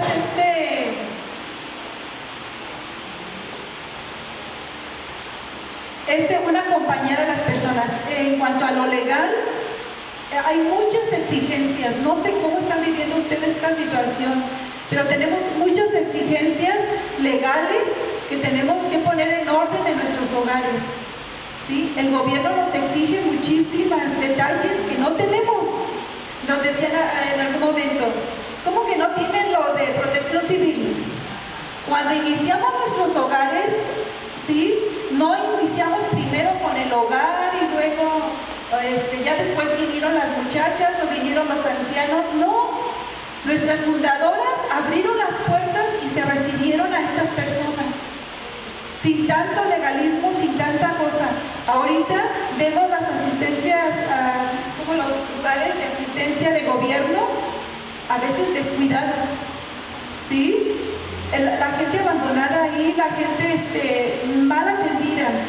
Vean un asilo de nuestras hermanas religiosas, cómo se atienden, ¿sí? A veces con muchos detalles, con mucho cuidado, pero lo legal a veces nos aplasta, ¿sí? Como hablaban de los hospitales también, muchísimas exigencias en los hospitales de religiosas, de particulares, pero en los hospitales de gobierno a veces, pues lamentablemente, mucho descuido. Entonces, ¿qué hacemos nosotros desde nuestra experiencia como consagradas para acompañar este espacio que es la asistencia social, que no se convierta en un asistencialismo? Llegan, les damos de comer, les damos ropa, porque a veces llegan sin lo necesario, ¿sí? Les alimentamos, les damos techo, pero ¿cómo les damos a Dios o cómo perciben ellos la presencia de Dios en esa ayuda que les damos?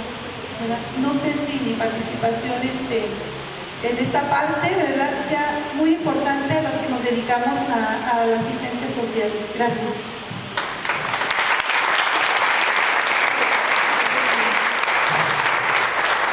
Agradecer a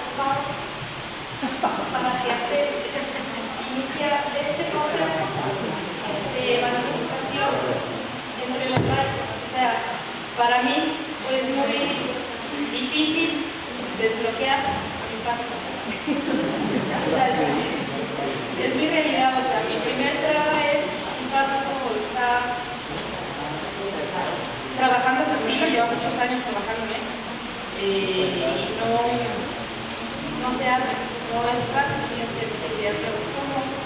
cómo empezar a desbloquear ese chico.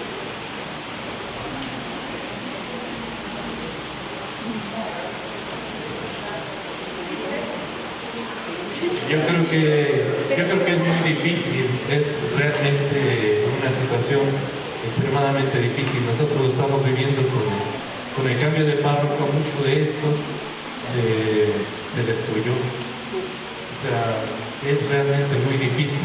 Por eso en alguna ocasión le insistíamos al padre Salvador Villarroel, vicario de la Nacional del Sagrado Corazón, que los seminaristas vivieran estas circunstancias, porque realmente es muy difícil con los párrocos lograrlo. Nos decía alguna vez el padre Felipe Sánchez Muñoz, que en paz descanse, que lo que necesitábamos era como enamorar a nuestros párrocos, hacerlos partícipes de esas vivencias. Lo que nosotros tratábamos de hacer cuando mucho de esto empezó a surgir fue que los padres nos acompañaban a las casas y veían la situación de las personas, veían cómo comentaban algunas cosas. Hubo una anécdota inclusive donde en una ocasión en uno de esos jubileos, donde Jesús Eucaristía llegó a una casa muy humilde, que cuando pedimos así, digamos que en el primer momento que hubiera oración abierta y estaba el padre ahí, el padre vio como mucha gente lloró porque le pedían a Dios por cuestiones de que no tenían trabajo, de que no tenían para alimentos, de que no tenían esto y lo otro. Y entonces, pues obviamente la gente sencilla, la gente de ahí de esa casa, sus vecinos, hablaban de esas carencias y lo hablaban ante Jesús, el Eucaristía que estaba ahí presente. Y eso conmovió al sacerdote, y eso le ayudó muchísimo para decir, salve, vamos a seguirlo haciendo. Vamos a seguir haciendo que Jesús llegue ahí, pero no nada más es, vamos a también nosotros a tratar de hacer algo por esas situaciones. Entonces, sí, tal vez la idea es de alguna forma tratar de enamorarlos, pero créanme que yo en lo particular siempre es muy difícil, muy difícil. Participado en la pastoral social a nivel de todo México, en la conferencia del episcopado. Es que fuera bien interesante, ¿verdad?, que los encargados de pastoral social de cada diócesis tuvieran como este tipo de orientación, por un lado. Por otro lado, creo que es bien importante para nosotras como buscar nuevas formas de trabajar a nivel de cada uno de los aspectos que vivimos. Entonces me parece muy interesante lo que presentaste, que ya lo conocía, pero a ver que me refrescaste la memoria, ¿verdad? Muchas gracias, y me vino a la mente con lo que tú dijiste, también me recordó la forma en que yo trabajaba cuando estaba joven. Ahorita pues ya no. Todavía está joven, ¿verdad? O sea, aunque estemos grandes, yo pienso que lo importante es que nos abramos y que de veras hagamos lo que nos decía, ¿no? Cómo no creer que nosotros llevamos a Dios, sino que Dios ya está, y cómo descubrirlo juntos con el pueblo.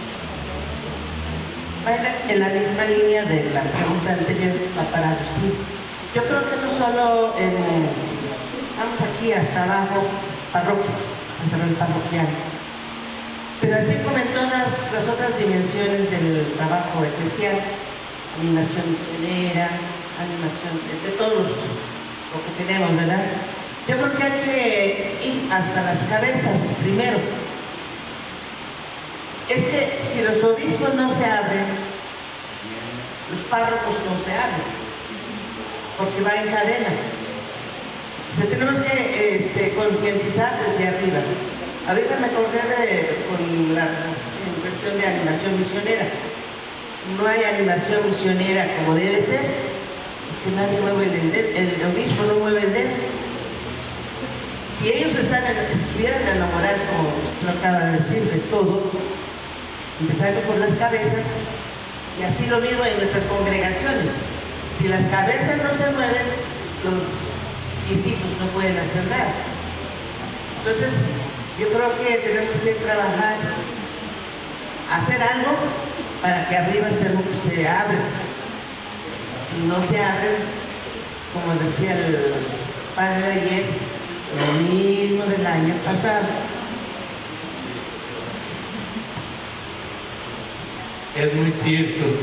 La idea de participar, tanto de Anita, de su servidor, de participar aquí con estas cuestiones y presentárselas, es que, ¿qué creen? Queremos enamorarlas a ustedes. Queremos enamorarlas realmente de ese sentido, no de renunciar a lo que ya tienen, eso me queda muy claro, eso sí, pero como de añadirle un poquito más, como decía ayer el padre Raúl, es esto y esto otro. Que salgan, que vivan con sus hermanos, que compartan, que estén ahí con ellos. Yo creo que eso es lo que realmente necesita nuestro México. Y sí es cierto, o sea, bueno, no participamos del aspecto de pastoral social porque no hemos estado así como muy en contacto con las estructuras pastorales. Sin embargo, sí estamos como tratando de hacer contacto con diferentes instancias para también hacer algo más. Entonces, aparte de estar aquí de colados con ustedes, colaborando, sí, también estamos tratando de hacer lo que la hermana menciona. Es decir, si se fijaron lo que comentó el padre Raúl ayer del encuentro que se va a hacer aquí en Guadalajara, en la universidad, ese encuentro está pensado porque el cardenal Sistash, que es el gran amigo del Papa, decía que necesitamos ir también a las cabezas, es decir, necesitamos ir con los cardenales, con los obispos, con todos ellos, y precisamente tratarles de presentar esta nueva esencia, esta nueva forma de ver este nuevo método a la iglesia. Y sí, va en esa línea. Por eso es que vienen muchos cardenales, vienen muchos obispos, de hecho están invitados todos los obispos de la Conferencia Episcopal Mexicana para participar ahí. Y por eso uno de los primeros que se invitó también fue el cardenal de aquí, y el cardenal de México también va a venir. Entonces, ya más o menos aquí en el programa, pero va en esa línea, es decir, la iglesia que necesitamos ahora es distinta, es una iglesia nueva, una iglesia que realmente se haga presente con la gente. Y en esa medida, créanme que si es así, vamos a ganar mucho.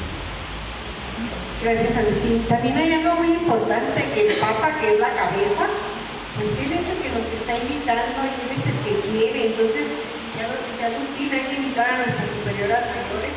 Pero yo difiero un poquito de que tiene que ser las cabezas. Yo pienso que tenemos que ser todos, pero sobre todo ahorita nosotros y nosotras que estamos aquí. Y pienso que la base es la que va a ir transformando, no la cabeza. Las cabezas, bueno, me ha tocado estar en cabeza. Y la cabeza no puede hacer nada sin los demás miembros. Pensemos un poquito y aún nuestro cuerpo, ¿no? Todos los miembros son bien importantes. Entonces necesitamos decir, yo empiezo, yo hoy empiezo. ¿Alguna otra pregunta? Para Lupita, para que no esté platicando. No más, primero ahí. Y cuéntase a La pregunta sería para el padre Barragán. Nuestra congregación tiene misión con los indígenas y de acuerdo a su experiencia, su testimonio nos decía que a él se le dificultó mucho la lengua. En la actualidad, hablando desde mi experiencia, desconozco, a pesar de que soy de Chiapas, desconozco de las lenguas, tanto del central como del tzotzil. ¿Qué se podría hacer para remediar esta parte y tener no solo la apertura a aprender esta lengua desde nuestra formación inicial, sino también el trato o una misión para poder tratar más, conocer más la cultura indígena, y cuando lleguemos ya, si Dios nos lo permite, a esta etapa de la misión como sacerdotes o como religiosos, pues que no sea un obstáculo en la lengua? Sí, es cierto, eso que plantea el hermano Novicio es cierto. Hay una necesidad de que los seminaristas aprendan un idioma tal, pero el problema está en que no todos van a dedicarse a lo mismo, sino que es cuestión de opción también, ¿verdad? Entonces el asunto está en el diálogo con el formador, hacia dónde se va percibiendo sus opciones de trabajo de vida, para que ahí no solamente aprende el idioma, sino otras cosas, ¿verdad? De irse especializando en antropología, sociología, es más complejo, no es nada más aprender la lengua, sino que en medio de la lengua va una cosmovisión, una visión del mundo y de Dios. Entonces todo eso necesita la formación, ¿verdad? Gracias. Sí, ahí en pastoral social lo que hablaba, la acción social que dijiste, Lupita, yo creo que sería muy conveniente que todas las que estamos trabajando en todo lo que mencionabas al último, ciertamente lo que tenemos que hacer es ponernos las pilas, porque a fin de cuentas, pues no vamos a trabajar como trabajaban nuestros padres fundadores, ¿verdad? En su tiempo, todas las personas eran acogidas con un amor paternal y maternal desde el corazón de Jesús. Actualmente estamos supeditadas a muchas acciones de parte del gobierno que nos impiden incluso trabajar. ¿Y qué tenemos que hacer? No ponernos como en los hospitales nada más la pura certificación, y en última instancia ahorita las que rifan son las hermanas, no las que atienden a los enfermos, las que manejan mejor las computadoras y saben hacer muy bien todos los por sistema, saben hacer todo lo de la certificación.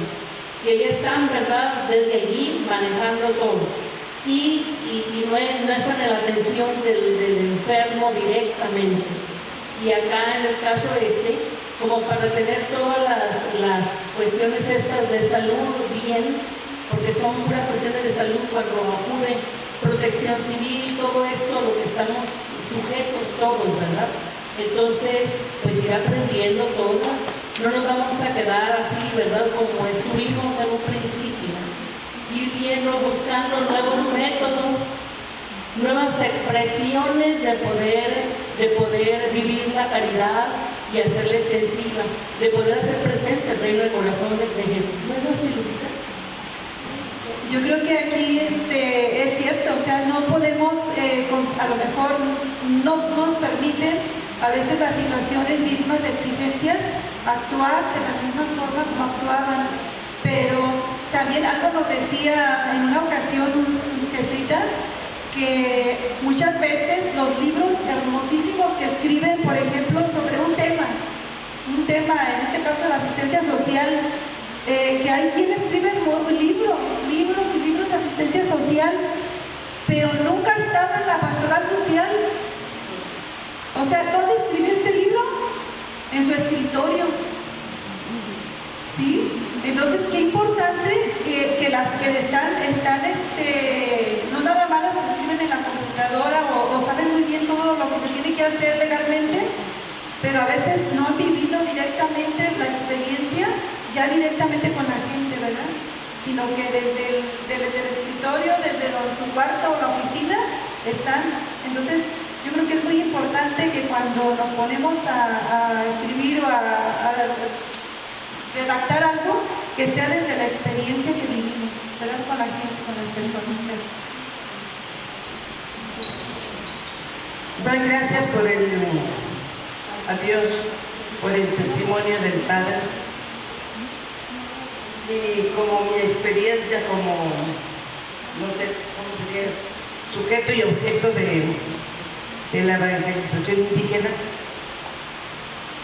yo diría unas 3 palabras claras.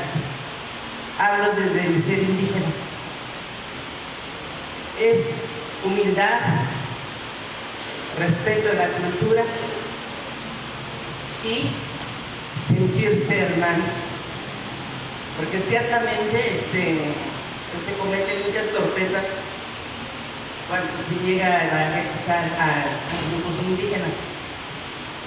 En mi caso, pues gracias a Dios, salí avante y estuve bajo efecto de muchas cosas, muchas experiencias, pero Dios es grande que uno sale adelante, ¿no? Por ejemplo, por decir un ejemplo, fui libremente al internado y quería estar como las hermanas y todo el grupo evangelizador, ¿verdad? pues ellas con su entusiasmo, porque realmente hablo desde que no se hacen las cosas por mala intención y por hacer menos a la gente, pero sí hace falta, ¿no?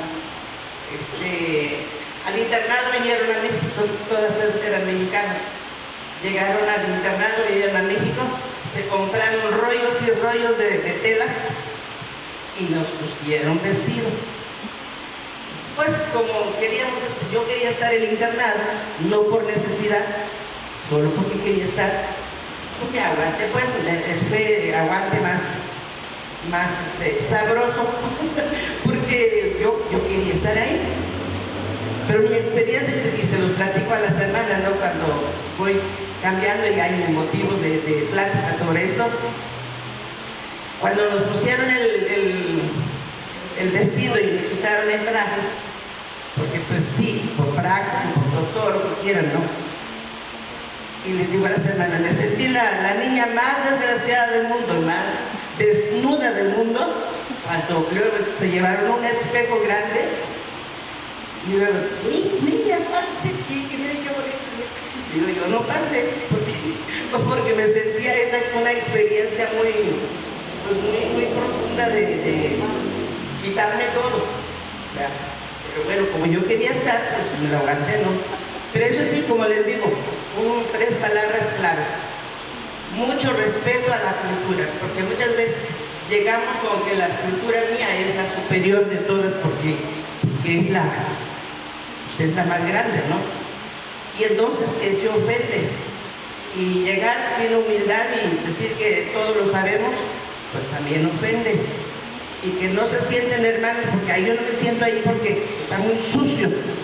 No te tomo la tortilla porque quién sabe si te lavaste las manos, mejor no como nada, yo mejor me voy al comespero a llegar a mi contento para que mi comida sea muy limpia. Es decir, llegarse al nivel, o incluso a lo mejor bajarse del nivel para que realmente la gente te acepte.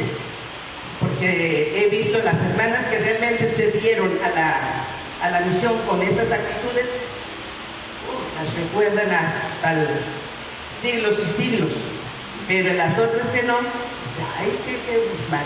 Es decir, ese testimonio de humildad, mucho respeto a la cultura y sentirse como hermanos, es yo creo que una clave que les puedo decir desde mi experiencia. Muchas gracias, padre. Hermana, verdad, los felicito por lo que habla de la humildad y el respeto a la cultura. Yo creo que faltar el respeto a la cultura es el peor crimen que se puede hacer a una cultura, porque es anular el sentido y raíces del pueblo, y ya con eso se pierde todo sentido de organización. Y ahí debe ser una exhortación a las hermanas que se dedican a la educación, ser críticas de la educación, qué esquemas están imponiendo a los indígenas, cómo se está promoviendo la cultura o destruyendo a la misma y metiéndole en un esquema neoliberal. Muchas gracias. Bueno, pues con esto damos por terminado este panel. Pues muchas gracias. Les voy a dar una metodología que se usa con los indígenas y en todas partes que no se ha mencionado aquí, que es el hacer. En alguna forma lo expresó Agustín, pero sin decir que era la metodología, es hacer con y dejar hacer. Gracias. Damos las gracias pues al equipo que nos compartió esta riqueza y les damos un fuerte aplauso.